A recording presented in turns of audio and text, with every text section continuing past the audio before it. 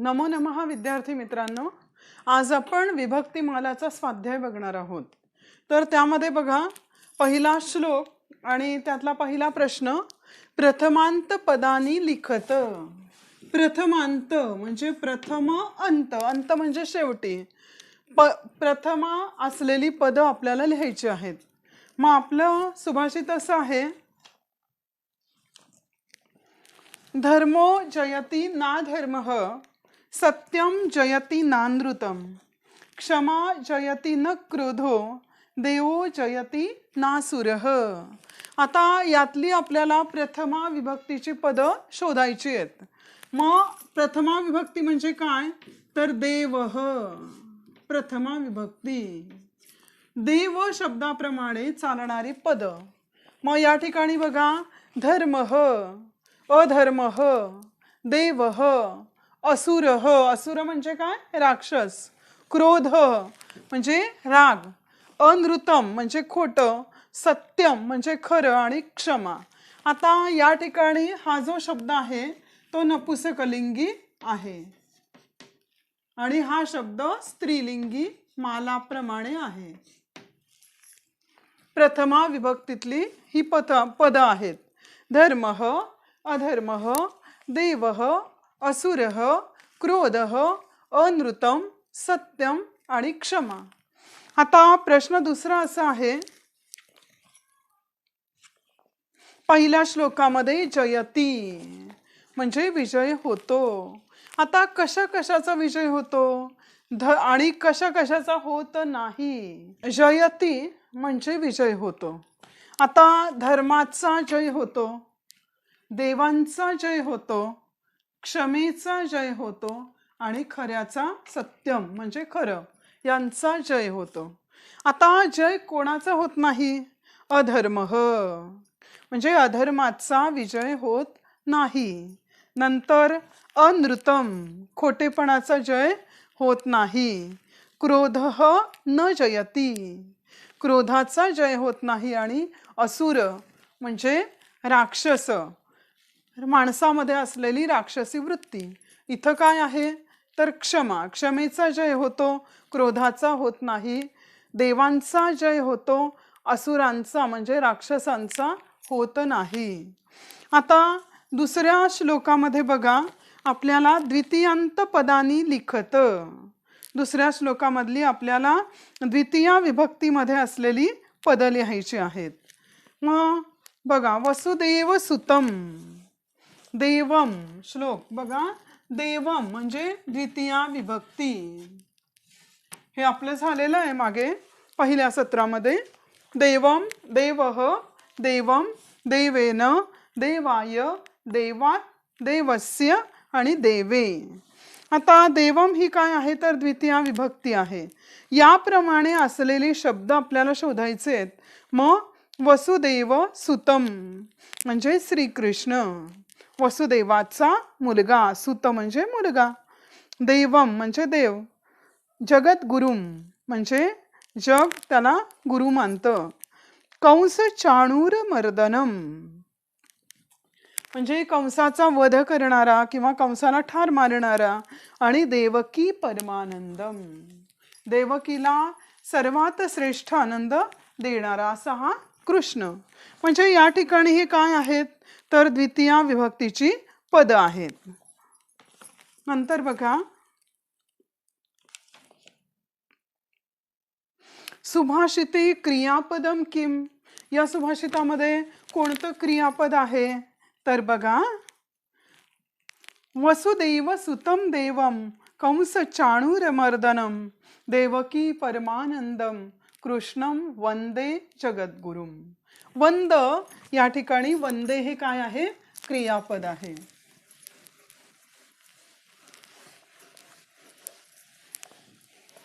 वंदे म्हणजे काय, तर वंदन करतो आपण.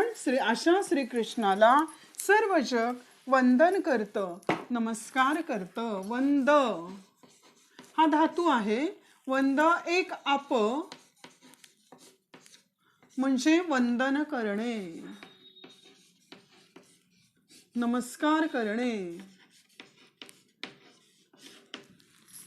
मग कृष्णम वंदे जगद्गुरुम, या अशा या कृष्णाला सर्व जग वंदन करतं. जसं आपण वंदे मातरम म्हणतो की नाही, म्हणजे मातरम म्हणजे काय, मातृभूमी.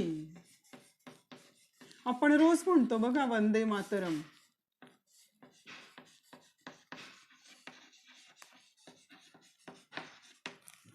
वंदे म्हणजे मी नमस्कार करतो.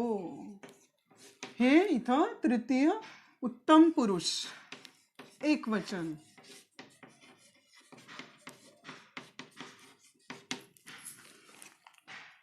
तर हे वंदे हे काय आलं, तर या दुसऱ्या सुभाषितातलं एकमेव क्रियापद, हे एकच क्रियापद या ठिकाणी आलेलं आहे. वंदे कृष्णम वंदे जगद्गुरुम. त्यामध्ये वंद हा धातू आहे पहिल्या गणाचा आत्मनेपदाचा.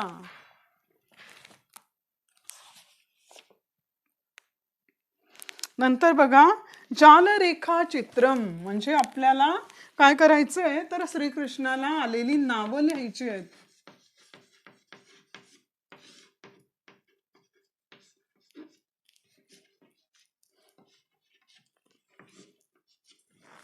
बघा बघा आता श्रीकृष्ण ह, आता याला सुभाषितामध्ये आलेली नावं लिहायची आहेत आपल्याला. वसुदेव सुतः म्हणजे वसुदेवाचा पुत्र. दुसरं कंस चाणूर मर्दनः, कंस कंसाला ठार मारणारा, मर्दनः कंस चाणूर मर्दनः म्हणजे कंसाला ठार मारणारा. देवकी परमानंदः, देवकीला सर्वात श्रेष्ठ आनंद देणारा. आणि जगद्गुरुहू, जगाला मार्गदर्शन करणारा, जगाचा गुरु म्हणजेच श्रीकृष्ण. ही श्रीकृष्णाला आलेली नावं आहेत. पुढे बघा आता श्लोक तिसरा.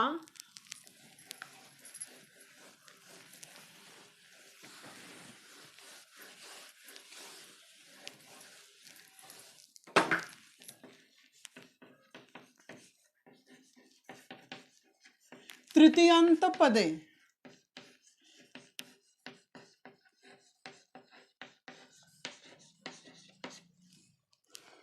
बघा तृतीयामध्ये असलेली पदे म्हणजे देवेन अशी. बघा काव्यशास्त्र विनोदेन,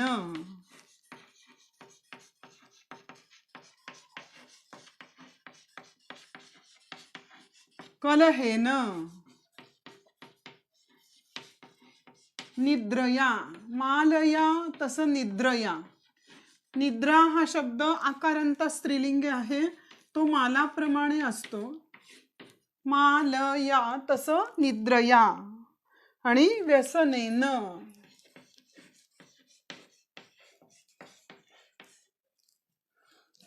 बघा काव्यशास्त्र विनोदेन, कलहेन, व्यसनेन आणि निद्रया, मालाप्रमाणे निद्रया.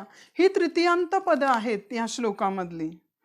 त्यानंतर समानार्थक शब्दान मेलयत, जोड्या लावायच्या आहेत आपल्याला. विनोदः, मूर्खः, निद्रा आणि व्यसनम.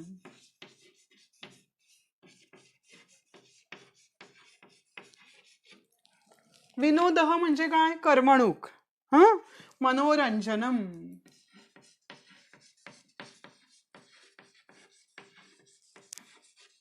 मूर्खः मूढः, मूढ म्हणजे मूर्ख. आता हा शब्द तुम्हाला अनेक वेळा येणार आहे 8वी 9वी आणि 10वी मध्ये, मूढ. पण या ठिकाणी मला दुसराच उकार देणं अपेक्षित आहे. निद्रा शयनम. स्वापह पण म्हणतात,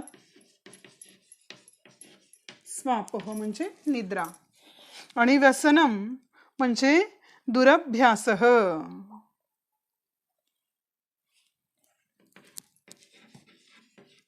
हा जरा वेगळा शब्द आहे, लक्षात ठेवा. दुरभ्यासः म्हणजे व्यसनम, संकट. आता एका वाक्यात उत्तरामध्ये बघा धीमताम कालह कथम गच्छती. धीमत म्हणजे मी तुम्हाला सांगितलं बुद्धिमान माणूस. धी म्हणजे प्रज्ञा, बुद्धी. धीमताम कालह कथम गच्छती म्हणजे बुद्धिमान माणसांचा काळ कसा जातो. तर काव्यशास्त्र विनोदेन कालो गच्छती धीमताम. आपण पाठ केलंय सुभाषित. काव्यशास्त्र विनोदेन कालह गच्छती धीमताम म्हणजे बुद्धिमान माणसाचा वेळ काव्य शास्त्र, वेगवेगळ्या शास्त्रांचा अभ्यास, कविता, विनोद म्हणजे करमणूक यामध्ये ते घालवतात. दुसरं, मूर्खाणाम कालह कथम गच्छती.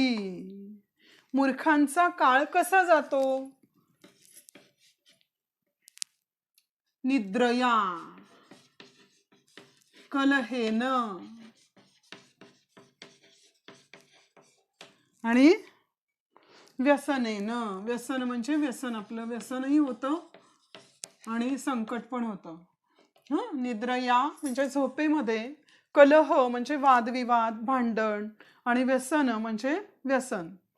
व्यसनचे दोन अर्थ आहेत. संकट म्हणजे पण व्यसन होतं आणि व्यसन म्हणजे व्यसन. पुढे बघा, चतुर्थ्यंत पदानी लिखत. आता आपल्याला चौथ्या याची पदले चौथ्या श्लोकामध्ये बघा.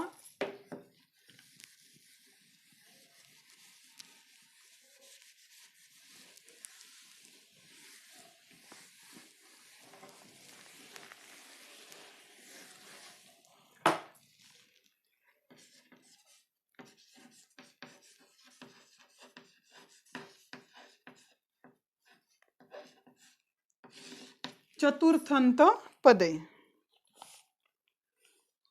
विवादाय देवाय तस. उदाहरणार्थ देवाय तस, विवादाय.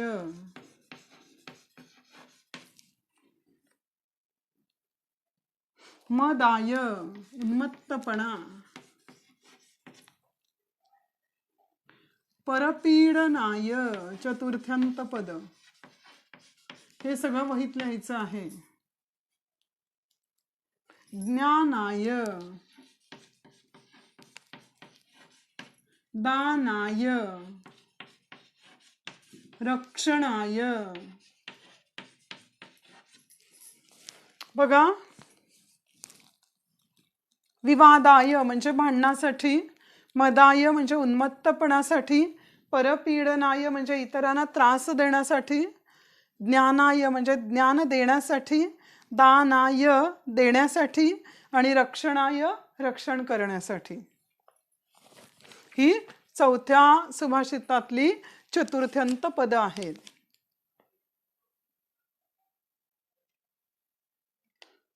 आता विद्या, खलस्य विद्या, हे लिहून घ्यायचंय सर्व.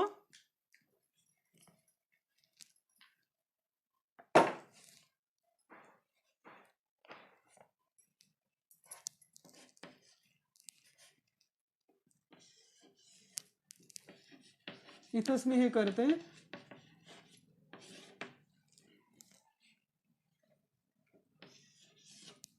सज्जनस्य. तुम्ही स्तंभामध्ये लिहायचे हे शब्द. बघा, खलस्य विद्या विवादाय, धनम मदाय, शक्तिः परपीडनाय. सज्जनस्य विद्या ज्ञानाय, धनम दानाय, शक्तिः रक्षणाय. लक्षात येतंय का बघा. दुष्ट माणसाची विद्या भांडणासाठी, धन उन्मत्तपणासाठी, आणि शक्ती इतरांना त्रास देण्यासाठी. या उलट सज्जनाची विद्या ज्ञानासाठी, धन दानधर्मासाठी, आणि शक्ती ही रक्षणाय च वर्तते. शक्ती इतरांचं रक्षण करण्यासाठी असते. आता पुन्हा एका वाक्यात उत्तर. साधोः विद्या किमर्थम अस्ति. तुम्हाला हे तीन आहेत आणि हे तीन आहेत, यातला कोणताही प्रश्न विचारला जाईल. उदाहरणार्थ, खलस्य विद्या किमर्थम अस्ति, खलस्य धनम किमर्थम अस्ति, खलस्य शक्ती किमर्थम अस्ति, किंवा सज्जनस्य विद्या किमर्थम अस्ति, किंवा सज्जनस्य किंवा साधोः धनम किमर्थम अस्ति, किंवा साधोः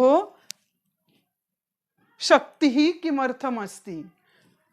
यामध्ये कोणताही प्रश्न परीक्षेला येऊ शकतो. मग आता बघा, आपल्याला इथे खाली लगेच विचारलं आहे, साधोः विद्या किमर्थम अस्ति. साधोः विद्या ज्ञानाय अस्ति. पूर्ण वाक्य तुम्ही लिहायचंय. आणि कस्य शक्ती परपीडनाय भवति, कोणाची शक्ती इतरांना त्रास देण्यासाठी असते. मग खलस्य म्हणजे दुष्ट माणसाची.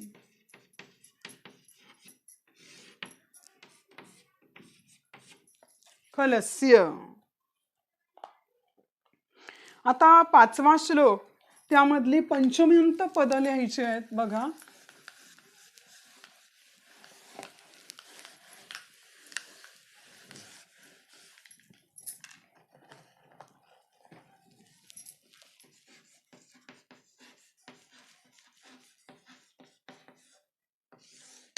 पंचम्यंत श्लोक 5वा.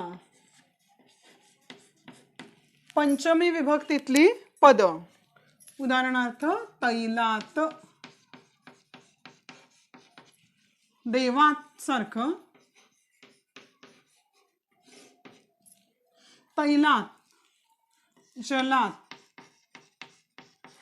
आणि शिथिल बंधनात.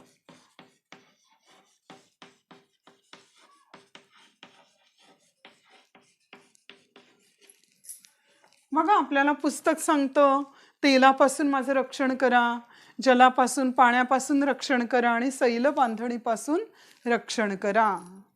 ही पंचम्यंत. ऊन हुन पंचमी.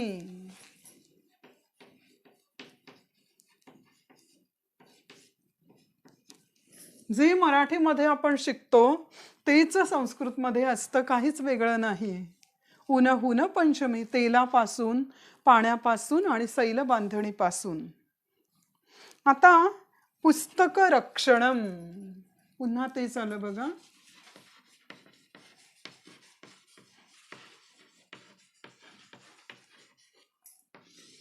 जान रेखाचित्रम 2 मार्कांसाठी परीक्षेला असतं. पुन्हा तेच उत्तर. तैलात, जलात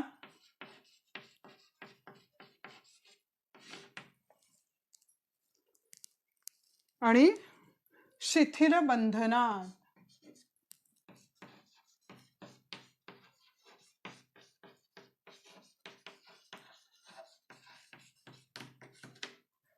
आणि मूर्ख हसतात.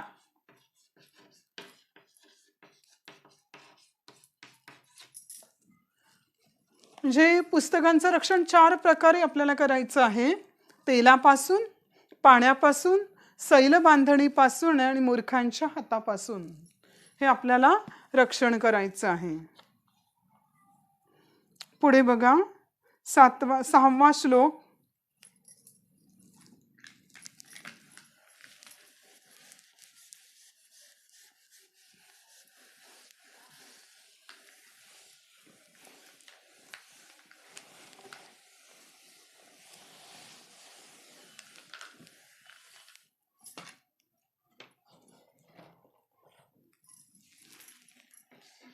षष्ठ्यंत पदे.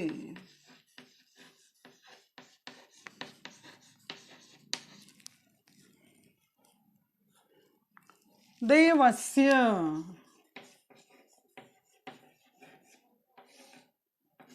याप्रमाणे असलेली पद. बघा, नरस्य, रूपस्य,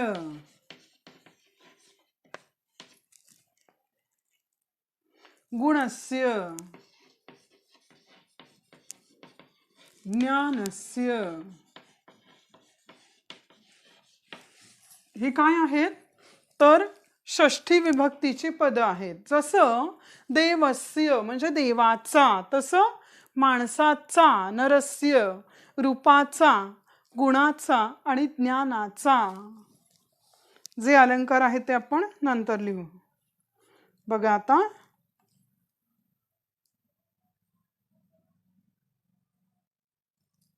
खाली रेखा जालचित्रम परत आहे. जाल रेखाचित्रम. बघा आता आभरणम म्हणजे अलंकार, आभूषणम. नरस्य आभरणम रूपम. रूपस्य आभरणम गुणः. गुणस्य आभरणम क्षमा. गुणस्य आभरणम ज्ञानम.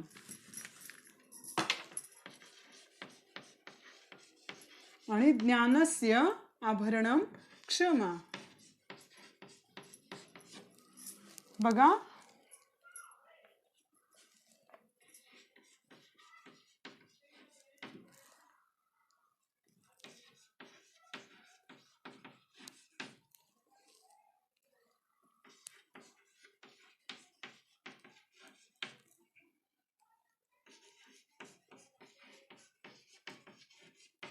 बघा लक्षात येतंय का? नरस्य आभरणम रूपम. रूपस्य आभरणम गुणः. गुणस्य आभरणम ज्ञानम. ज्ञानस्य आभरणम क्षमा. हे 4 अलंकार आहेत इकडे.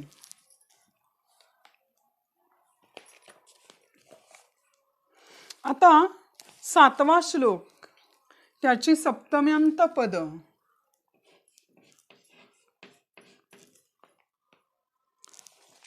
व्यसने म्हणजे देवे तसं.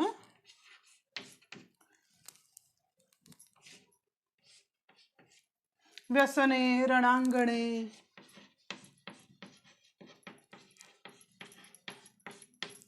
त्यानंतर विनये आणि दुर्भिक्षे.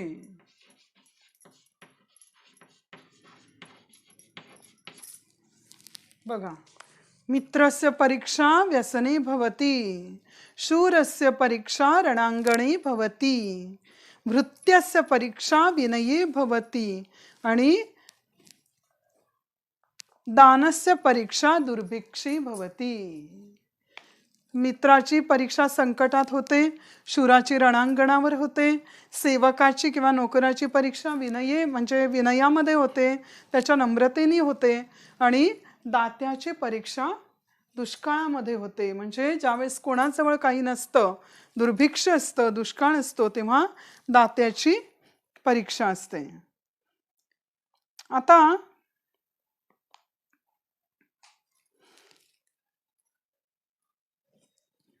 बघा इथे पुढे लिहू आपण लगेच. मित्रस्य, शूरस्य,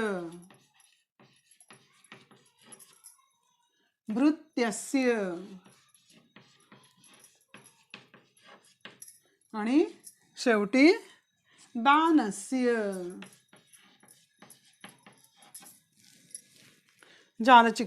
स्तंभ पूर्णम कुरुत. मित्रस्य व्यसने, शूरस्य रणांगणे, भृत्यस्य विनये आणि दानस्य दुर्भिक्षे. आता शेवटचा श्लोक आहे संबोधन.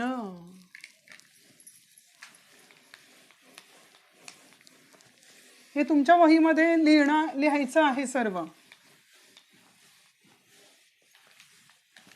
बघा आता श्लोक 8वा सूर्याचा श्लोक आहे. त्याच्यामध्ये संबोधनाचा उल्लेख केला आहे. संबोधन म्हणजे आदिदेव नमस्तुभ्यं प्रसीद मम भास्कर. दिवाकर नमस्तुभ्यं प्रभाकर नमोस्तुते. आता या ठिकाणी सूर्याची नावं आलेली आहेत. आदिदेव, भास्कर, प्रभाकर आणि दिवाकर.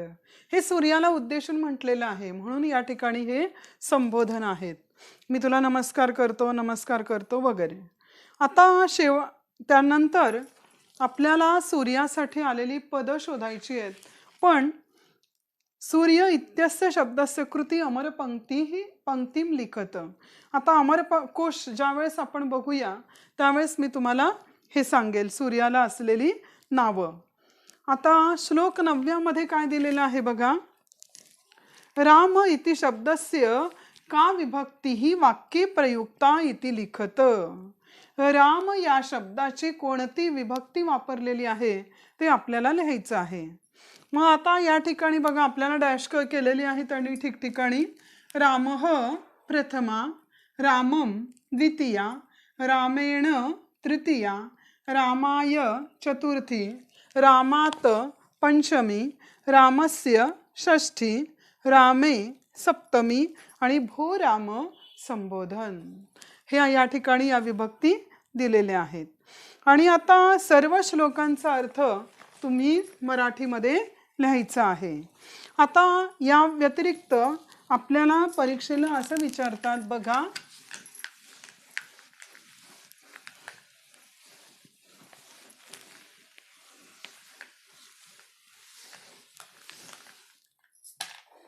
परीक्षेला 2 मार्कांसाठी प्रश्न असतो श्लोकम पूर्णम लिखत.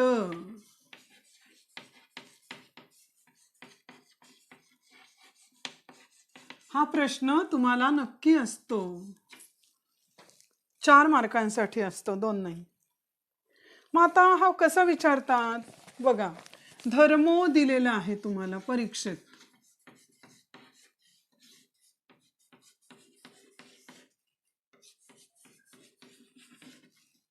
आणि शेवटचा शब्द नासुरः दिलेला आहे. आता या ज्या रिकाम्या जागा आहेत ह्या तुम्हाला भरायच्या आहेत. पण कशा भरायच्या आहेत तर शुद्ध स्वरूपामध्ये लिहायचे आहेत. काना, मात्रा, वेलांटी, विसर्ग काहीही राहता कामा नाहीये. तर तुम्हाला 2 पैकी 2 गुण मिळतील. लक्षात घ्या. जर काही चुकलं या ठिकाणी तर अर्धा मार्क तुमचा कट होतो. ठीक आहे. मग दुसरा उदाहरणार्थ बघा. वसुदेव पहिला शब्द दिलेला आहे. सुतम,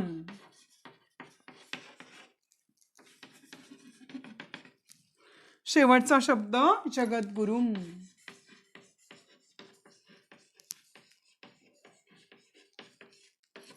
हा प्रश्न तुम्हाला शेवटपर्यंत म्हणजे 8वी, 9वी आणि 10वी साठी असणार आहे. 4 मार्कांसाठी तुम्हाला 3 ग्रुप दिलेले असतात. त्यापैकी 2 ग्रुप तुम्ही लिहायचे असतात या पद्धतीनं. उदाहरणार्थ विद्या दिलेला आहे पुढे.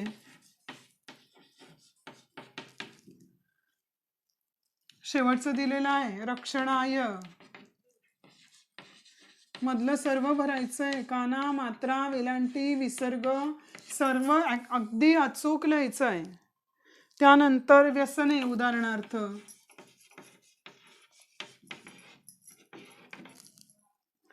व्यसने आणि दुर्भिक्षे या पद्धतीने तुम्हाला प्रश्न विचारले जातात. आणि दुसरं म्हणजे एखादा श्लोक तुम्हाला पूर्ण दिला जातो. 2 सुभाषित मला साधारणपणे असतात परीक्षेला. तर मग तुम्हाला 2-3 श्लोक विचारले जातात, लिहून दिले जातात. आणि प्रश्न असा असतो माध्यम भाषया उत्तरम, माध्यम भाषया सरलार्थम लिखत.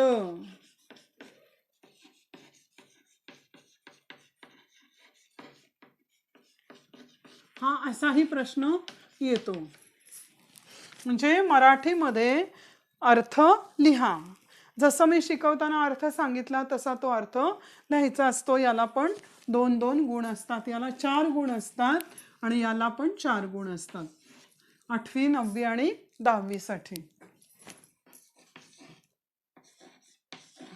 याला 4 गुण, याला 4 गुण. बघा तुमचे इथेच 8 गुण झाले. आणि हे जर तुम्ही अचूक केलं तर तुम्हाला पूर्ण मार्क्स द्यावेच लागतात परीक्षकाला. ठीक आहे. तर या पद्धतीनं तुम्ही अर्थ पण लिहायचा आहे.